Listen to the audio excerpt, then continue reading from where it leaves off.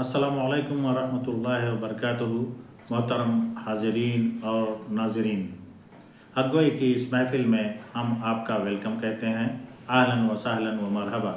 आज हम चाहते हैं कि इस कायनात की सबसे अज़ीम हस्ती हज़रत मोहम्मद मुस्तफ़ा सल्लल्लाहु अलैहि वसल्लम के इसरा और मेराज के वाक़े पर कुछ रोशनी डाली जाए। तमाम उम्मत के उलमा का इस बात पर इत्तेफ़ाक़ है कि अल्लाह के रसूल सल्लल्लाहु अलैहि वसल्लम के साथ ये वाक़या पेश आया। बाज़ लोग इसके वाक़े के सिलसिले में कि किस दिन ये वाक़या पेश आया, क्या तारीख़ थी, उसके बारे में इख्तलाफ करते हैं।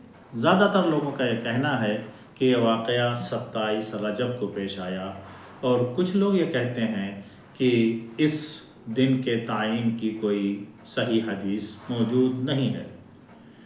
हज़रात, इख्तलाफ कोई हरज की बात नहीं है। सहाबा कराम रिज़वानुल्लाहि अलैहिम अजमईन और ताबईन आज़ाम रहमहुल्लाह के यहाँ बहुत सारे मसाइल में इख्तलाफ होते थे, लेकिन अगर इख्तलाफ बुग़्ज़ व हसद, कीना व कपट, नफ़रत व अदावत, दुश्मनी, कशीदगी और फतवाबाजी का सबब बन जाए तो फिर वो इख्तलाफ काबिल कबूल नहीं है।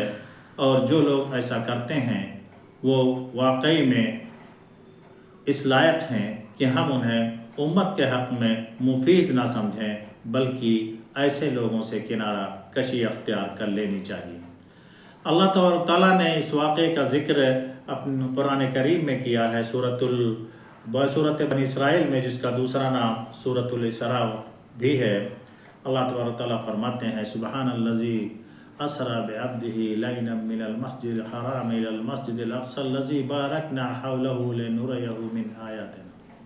कि अल्लाह रब्बुल इज़्ज़त ने अल्लाह के रसूल सल्लल्लाहु अलैहि वसल्लम को इस रात में बैतुल मक़दिस का सैर कराया, जहाँ आपने तमाम अंबिया अलैहिस्सलाम की इमामत करवाई। फिर वहाँ से आप आसमान औलिया की तरफ हज़रत जिब्रील अलैहिस्सलाम की मायत में गए, और हर आसमान पर आपने कुछ ऐसी चीज़ें देखीं, ऐसे मुशाहिदात हैं आपके, जो हम हदीस की किताबों में बड़ी ही तफसील के साथ पढ़ते हैं।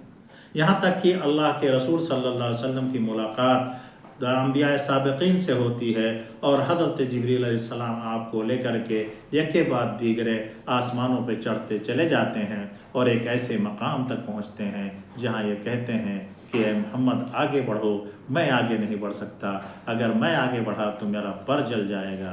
इसलिए वहाँ पे अल्लाह के रसूल सल्लल्लाहु अलैहि वसल्लम आगे बढ़ते हैं, जो इस बात की दलील है कि इस कायनात की सबसे अजीम हस्ती और सबसे अफजल व आला अल्लाह के रसूल ही सल्लल्लाहु अलैहि वसल्लम ही हैं।